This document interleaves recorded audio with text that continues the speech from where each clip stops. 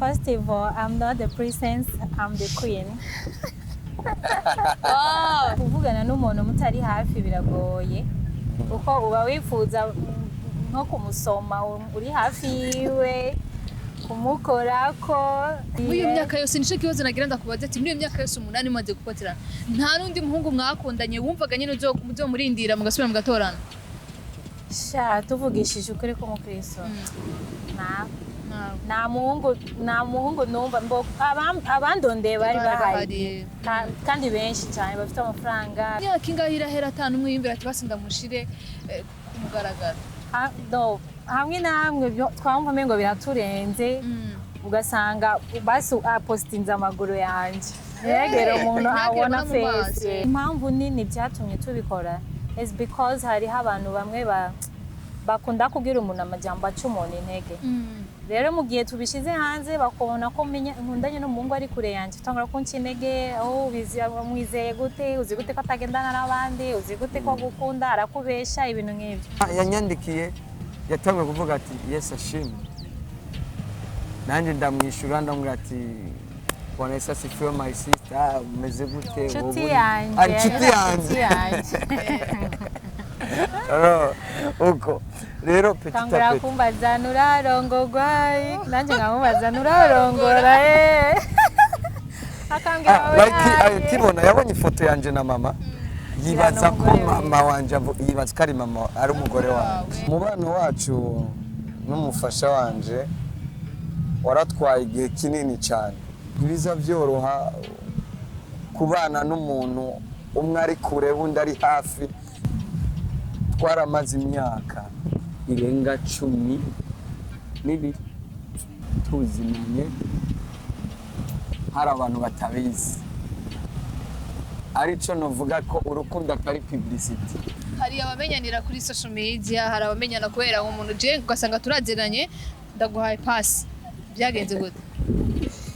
2012 no mwaherukana? niho twatanguye tena niho twanaherukanye. Ni ukuvuga ngo umuntu niyo tinya kuvuga ko urukundo rwanyu rwatanguye mukiri abana, kuko urumva mwari umwe yarakiri ku ishure nawe nyine yarakiri mwese muri ku ishure.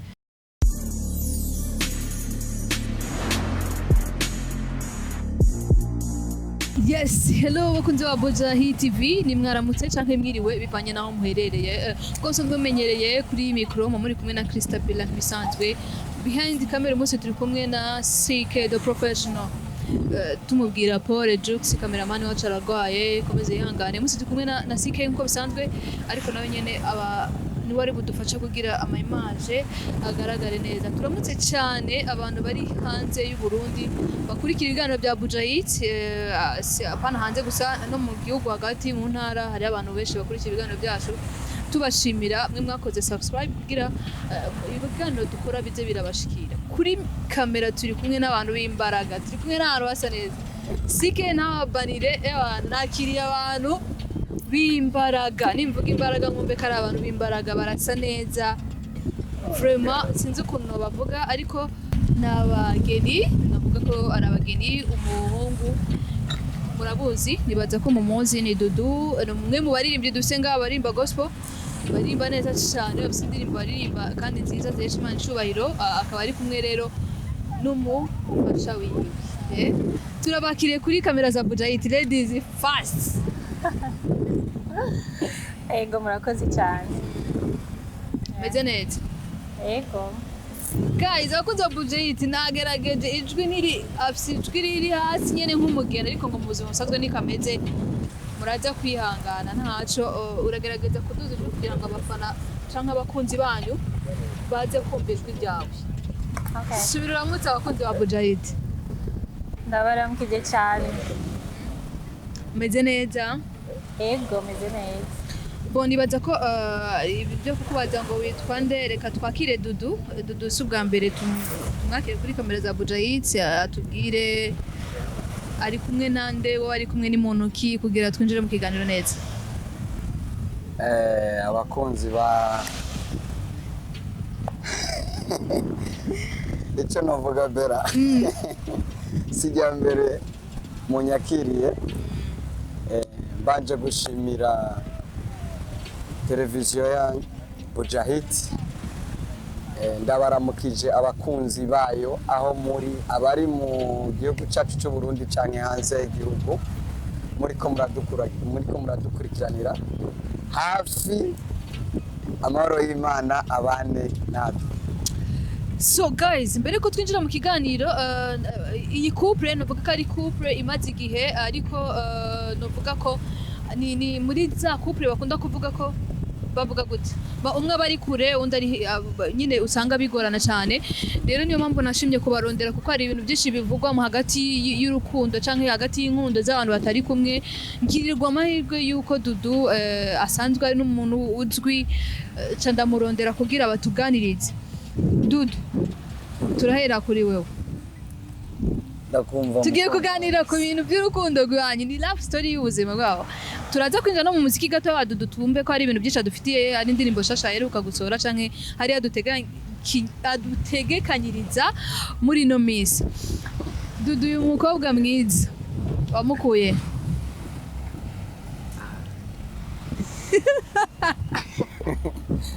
So, Bella, urakoze kumbaza icyo kibazo ngo umukobwa mwiza namukuye. Icyo novuga cya mbere cyo umugore mwiza ava ku Mana. Ava ku Mana. Rero novuga ko namukuye ku Mana n'amasengesho, nubwo byari bigoye, hajya no gusenga biravuna. Ikintu cyose kigira ikiguzi, kigira ikimaze. Rero mu kumuronka hari byakurikiye. Hagati yawe nawe ninde aba mu Burundi, ninde ataba mu Burundi? My wife, umugore wanje. Niwe aba mu Burundi canke ntaba mu Burundi? Umugore wanje ubona kwita umwamikazi. Ntabwo aba hafi yanje. Ndashaka kumenya Dudu, nibyo umugore mwiza bakuwiteka, ariko mu buzima busanzwe tugiye andeho ya Bible gatoya, mwamenyanye gute? Mwamenyaniye he? Hari ryari gihe mumenyana, byari bimeze gute?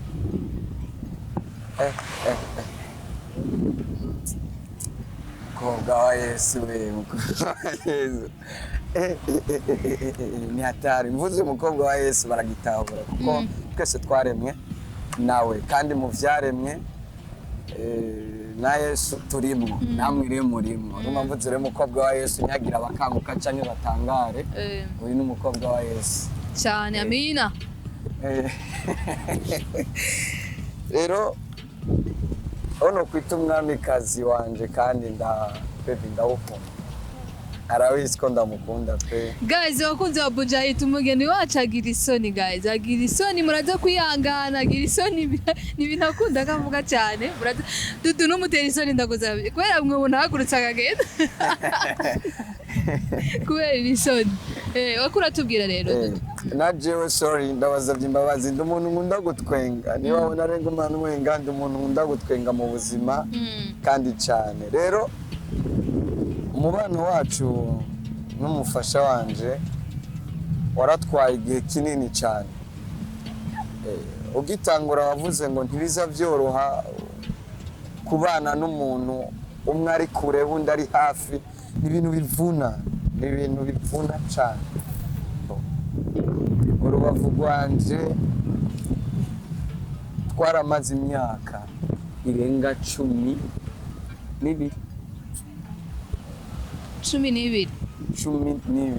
tuzinanye. Hari abantu batabizi, arico novuga ko urukundo atari publicity. Urukundo ntabwo ari, mvuze ngo urukundo si publicity, nshatse kuvuga yuko hari abantu bakundana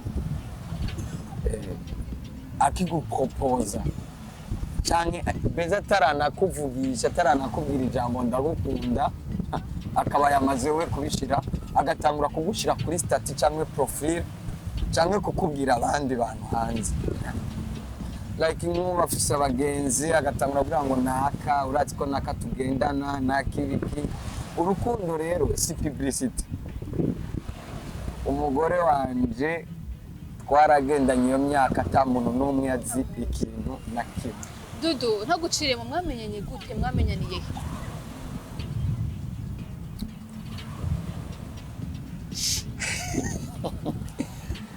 Murakoze cyane. hari abamenyanira kuri social media hari abamenyana kubera umuntu je ugasanga turaziranye ndaguhaye pass byagenze gute Ego hari ababikora uko hariho abo no kwita bakaranzi mu Kirundi hari abo no kwita bakaranzi ariko jewe mwamikazi wanje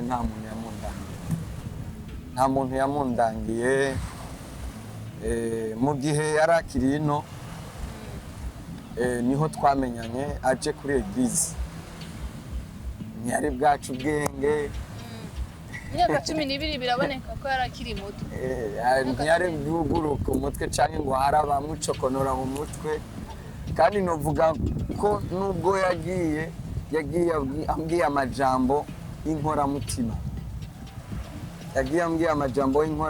nanjye nari nkiri ku ishuri icyo gihe rero abimbwira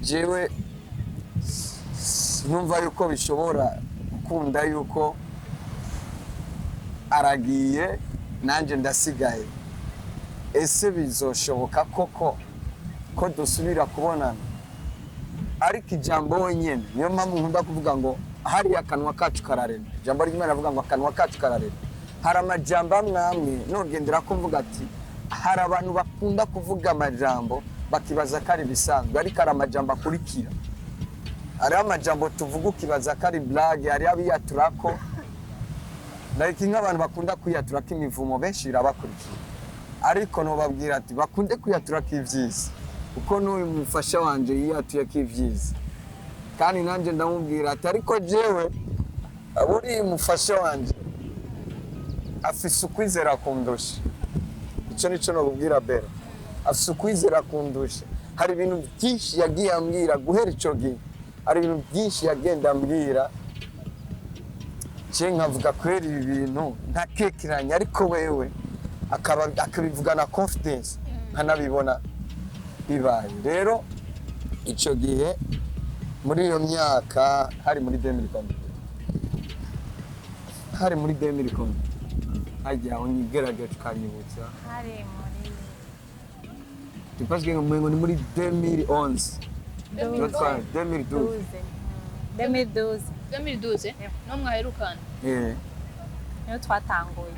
niho twatanguye tena niho twanaherukanye ni ukuvuga ngo umuntu niyotinya kuvuga ko urukundo rwanyu rwatanguye mukiri abana kuko urumva mwari umwe yarakiri ku ishure nawe nyene yarakiri mwese muri ku ishure nta nuwa umuntu agerageje kumva imyaka iheze arumva ko umwe yari nko muri 7eme canke 8eme gutyo guys ni ibintu biba bitangaje cyane kumara imyaka 10 uri kumwe n'umuntu ari kure kandi ari kure aho twama twumva amajambo menshi Dudu mfite na mpamvu nakurondeye story y'urukundo rwawe namaze kuyumva aho mariage ibereye naragerageje subizi ko turondera amakuru naragerageje nyine ndavuga ati Dudu nzomuhamagara atuganirize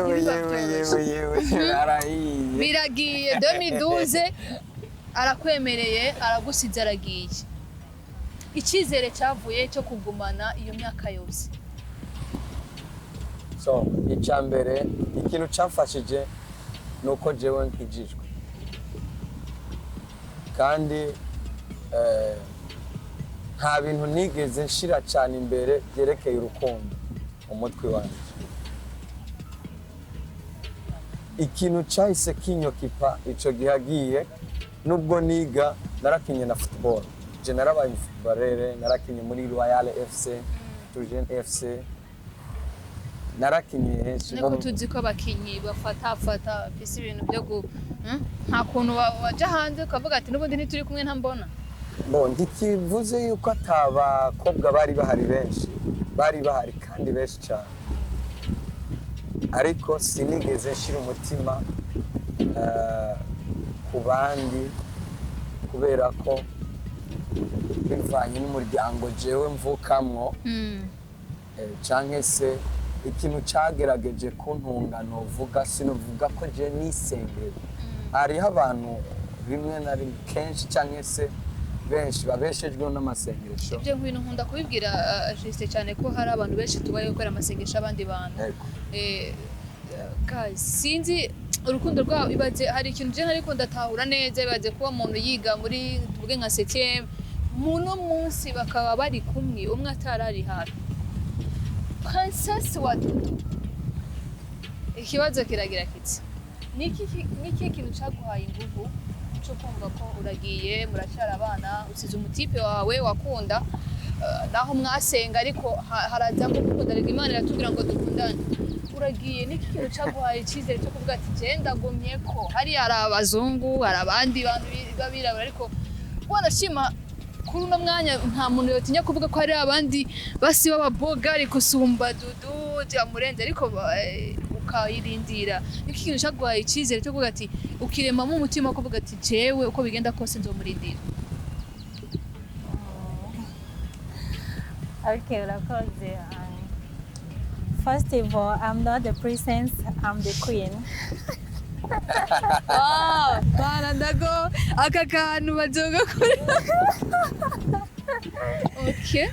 Okay, right. Secondly, cyatumye maybe ngira kwizera cyane for sure sinzi uko nabisobanura ariko twavuga ko ari Imana tunamasengesho uko bivuze yego ndakijijwe ndumuririmbyi ndakunda Imana cyane ariko mwishengera pana ku ma televiziyo ndimba muri korale so hamwe n'amasengesho nivyo byaturinze Imana nyene iraduhoza nivyo biravugwa kenshi kuko abantu bari muri diaspora navuga ko behind camera twavuganye na Queen wa Dudu atubwira ko ngo naga ari umudiaspora umuntu amaze imyaka 10 ngo naga ari diaspora ntabishaka ega dufate umurundi abahanze basi y'u Burundi birakunzwe kuvuga ko donc atarukundo ruba ruhari bitera stress ugasanga ari ibintu byinshi mutumvikana ko wewe n'ikintu cyakugoye muri iyo myaka yose ikintu uva cyoba cyarakugoye ariko ukacihanganira cyari iki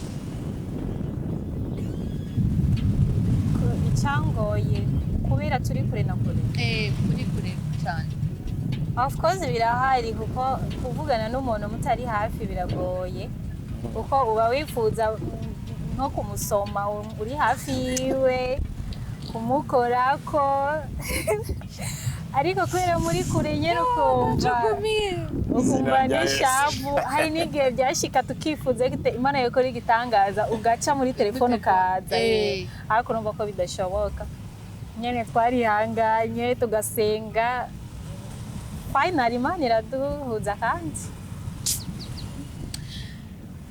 ukiza rero nyuma y'imyaka 12 bon il est vrai mushaka mwaravugana kuri ya video ariko urumva umuntu wasize akiri muto nawe uri muto ukiza wumva guzasanga dudameze gute mu byo wawe apana ko umubonye we munekereza wumvaga dudameze gute uko basi uko abitekereza uko byiyumvira uri hariye niko musanze ameze icyambere ngo tumaze gutandukana muri yo 2012 Tuce tumara iyindi myaka twaraburanye burundu twarabuze umwe yari n'undi yaje turapoterana hafi imyaka 5 canke 6 gutyo no hafi 8 no 8 twarapoteranye hafi imyaka 8 kw'ico gihe nyene ubu budaza amatelefone ya WhatsApp ntiyabwaze rero gutorana byari bigoye yari umunyeshure so birashika ndava mu Burundi ngenda muri Kenya tuce turaburana rero tumaze kuburana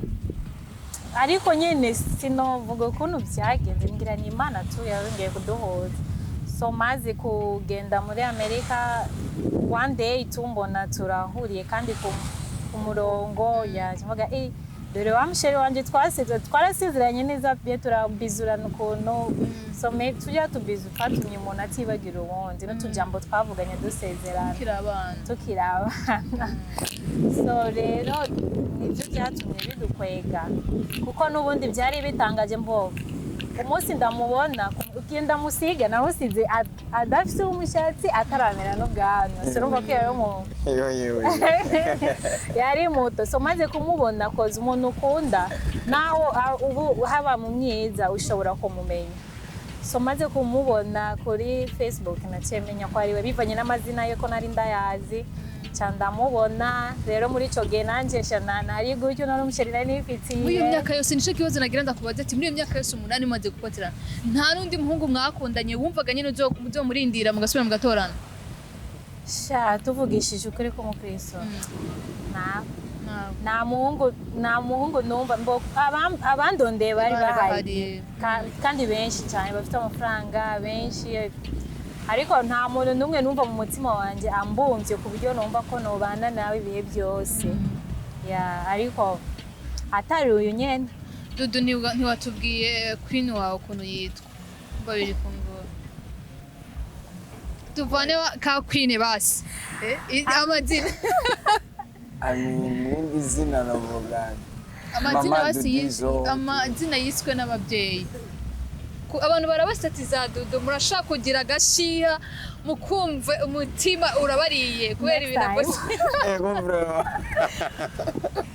bakurikirana statiza Dudu murashaka kumva murwaye umutima kubera ni mama Dudu sinzi ntago ndabona yandika izina ryiwe kandi ntaryo nzi nari ribonye kuri invitation ako naryo nibuka no icyambere umukobwa yarongo yitirirwa umugabo wiwe so byo nibyo twashimye cyane basa akazina gawe akazina wiswe n'ababyeyi nitwa mama Dudu tu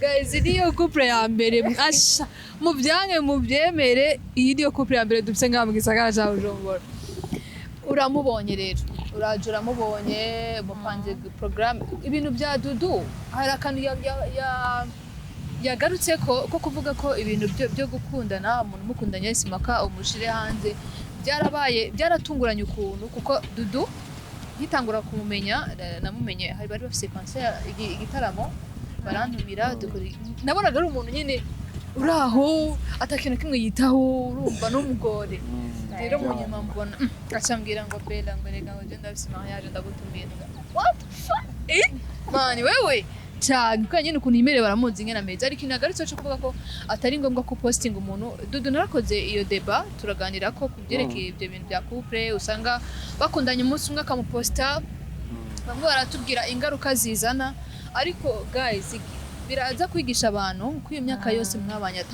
nta urashira undi hanze imyaka ingahe irahera atanu umwe yimbira ati basi ndamushire kumugaragara hamwe na hamwe twamva mengo biraturenze ugasanga basi apostinze amaguru yanje yegera umuntu abona face kumva mengo byamurenze nkambwira bebe nyaregera kurako nanje nkumva birandenze gusanga mpostinze west nahwa ibi ntacyo bimaze kujya twipostingira twibindi indirimbo iki ibintu nk'ibyo nanje nta n'umuntu yigeze amenya ko ndi mu rukundo nawe baratanganye nabyo babona amafoto gushikisa hari abataravyumva muhira rero urabona iyo umukobwa afise nka mariage hari ibintu ubanza kuvuga muhira ukavuga uti je ndafise umufiance ndafise umuntu twakundanye nibaza ko famille yawe mwari muri kumwe canke yari ngaha mbo famille yanje ntabwo turi kumwe nabo hariya iri ngaha apana ngaha muri Kenya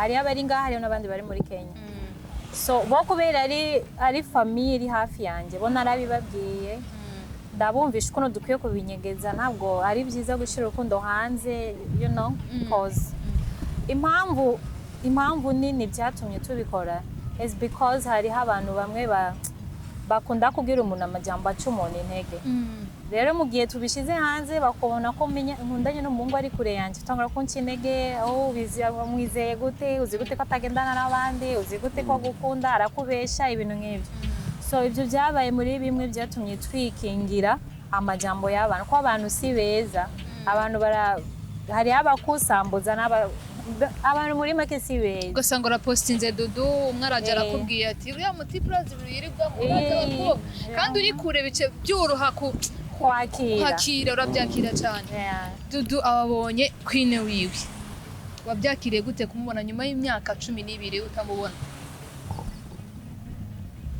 Bon, jewe byarandenze mu bisanzwe kubyakira, yari inzaza, amavi Yarakobotse. yarakobotse ku misozi n'amabavu arabizi. Ku buzima bwacu ni mahombi tu. Hari abashobora bambonye ijya mbere ariko ubuzima mbere uratuzi my family. Rero uyu yazanywe n'amasengesho, yazanywe n'amasengesho kono kuri. Rero ndamubonye ashitse ariko aranaza mu nzira yururutse indege ya mbere akambwira avuga ati Mana jewe gusa ndamubona Mana birashoboka.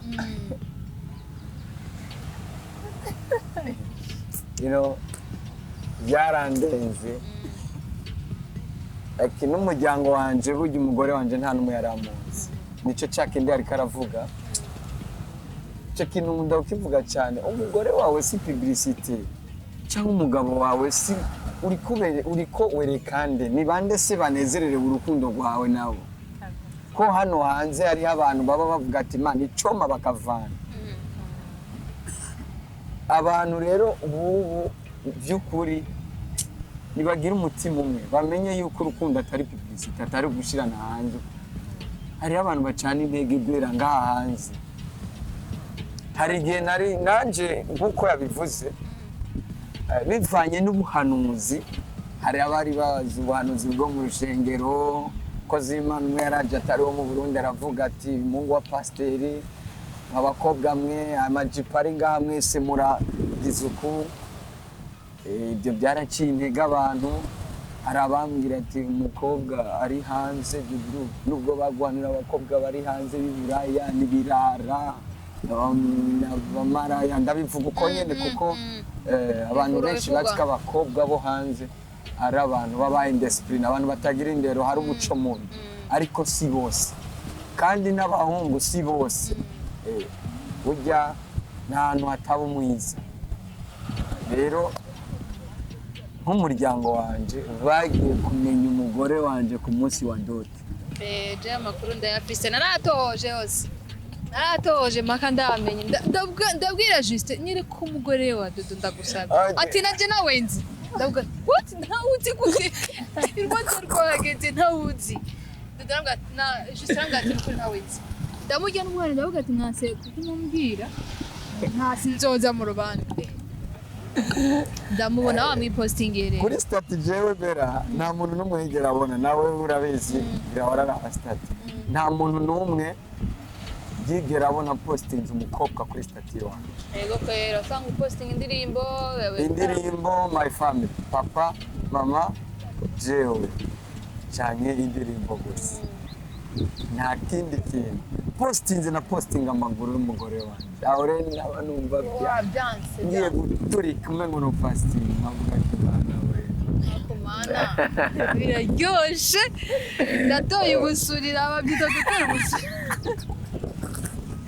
Guys, biraryoshe kubona abantu bakundana bari kumwe. Ni ibintu nabarondeye Queen, nabarondeye kandi ndaguhamagare Queen kubera n'iryo Dodo yavuze ashimye, kubera hari abantu benshi bafise abantu bakundana batanze ariko batizerana. Ndashaka kukubaza hari ikintu kimwe tugira dusoreze ko urana ko umenga bose ariko aragenda. Hari ikintu cyo kuvuga ko ukundanye n'umuntu mwama kuri ka buri munsi. Icyo kintu wagifataga gute? Ese waraboronka umwanya wo kuvugana nawe amasaha maremare nk'uko babivuga ngo muri amasaha menshi uri kuri ka apel video mukumbuye? Ibyo bintu byaraba kuri mwebwe? Yeah, of course, yes, cause niho muhurira kuko bera muri kure niyo nzira imwe gusa ituma muganira. Twaraganira umuriro ugahera muri telefone ugashyira kuri charge. Je rero kubera nari umunyakazi, akazi kiwanje nakora nikambuza kuvugana nawe. Naremeye ngura ama iPad yo gushyira mu matwi amwe yakorekwa ugakora telefone iri kure nawe ugendagenda ntagire n'umenya kuri telefone nkakora shift yanjye yose nkayeza kubera urukundo iyo ukunda umuntu buri kimwe cyose uracitangira there's nothing hard uritanga kubera ko umukunda rero urumva umengo tworara bugacya ukira turi kuri telefone rero ntibyanduhira cyangwa ndambirwe ntabwo ufuha kwigeze kuzamo umuntu ukunda gufuye buri umuntu ukunda uramufuhira utamufuye n'ubu umukunda jewe cyandinze gufuha cyane nuko nari nzikora umungu wamwongere kandi nari ndamwizeye pe nari ndamwizeye cyane nawe umengo ibyo bavuga cyangwa ibyo ariko shetani akuzanira utujwi akakubeshabesha ukuntu kubera ukuntu n'umuririmbyi yagiye gusohora utuvideyo n'ubundi bukobwa avuga ati none hajya batashe kwera uko direct abakozi b'Imana kugira byagenze buyi kubera turi abantu twambaye imibiri ariko ahandi kubera icyizere ndamufitiye kenshi yagenda gukora amavideyo turi kumwe kuri telefone mpaka atashe rero icyo cyamaye kumwizera cyane ko yarankunda cyane nanjye nakora akazi mpaka nkaheza turi kumwe twatandukana ariko nsinziriye dusanga twasinziriye tugiye kuri telefone yes Dudu dusoza ikiganiro ni iki kintu wumva ntababajije ngarutse kuri iki navuze gato urumva ko ari ikintu kigoye gukunda umuntu mbere narashobora gukora clip yose telefone iri kuri konti urazi clip ingene ivuna biragoye clip yose video kandi utagira ngo nkora za clip zazi n'izindi umuntu agira kuhoya vraiment abantu bazizi bararaba abantu bazizi ni clip ziba zitwara uburyo ariko anumvise ijwi ry'umukobwa ryonyene ijwi ry'umukobwa yewe wabugani bashyize urabona kwihana naratura sometime ari gashavura agaca kupa telefone ariko agaca ntamu telefone urukundo ruragoye ko umuntu ari kure na kure ariko bisaba kwihangana no gusenga utari umuntu wihangana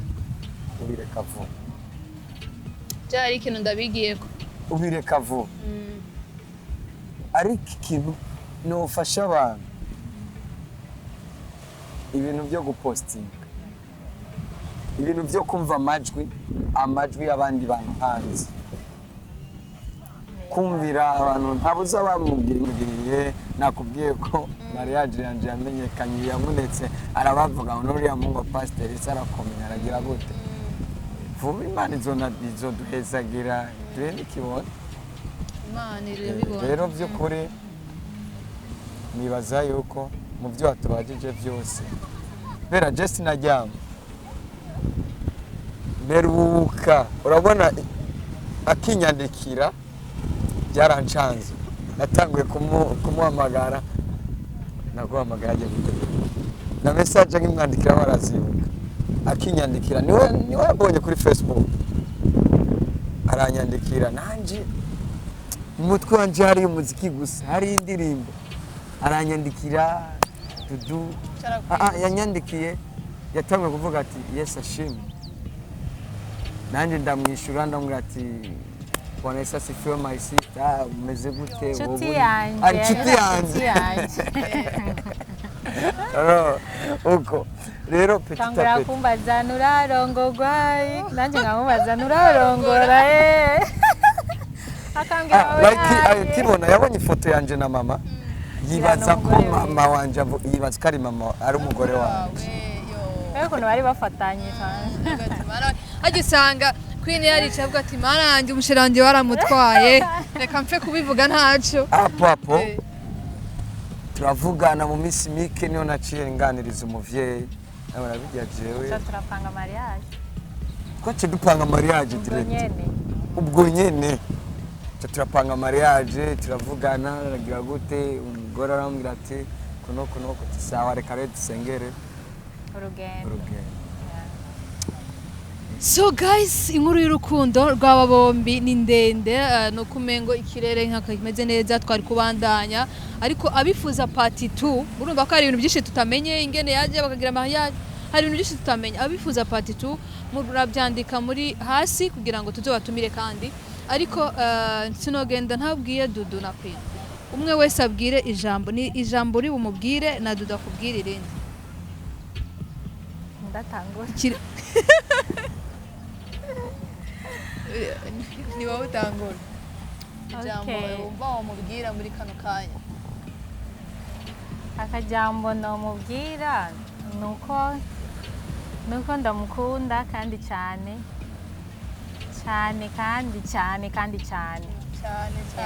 cyane birenze uko byiyumvira yego nibyo tu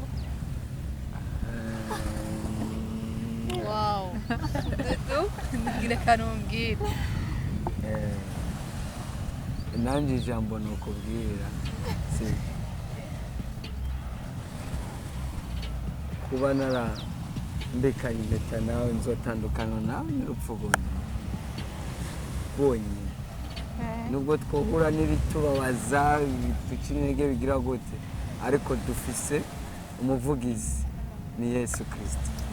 I love you very so much my friend. Amen. Wow. So reka tubashimire cyane ko mwemeye ko tuganira ntibiba byoroshye bari mu kazi kenshi ariko by'umwihariko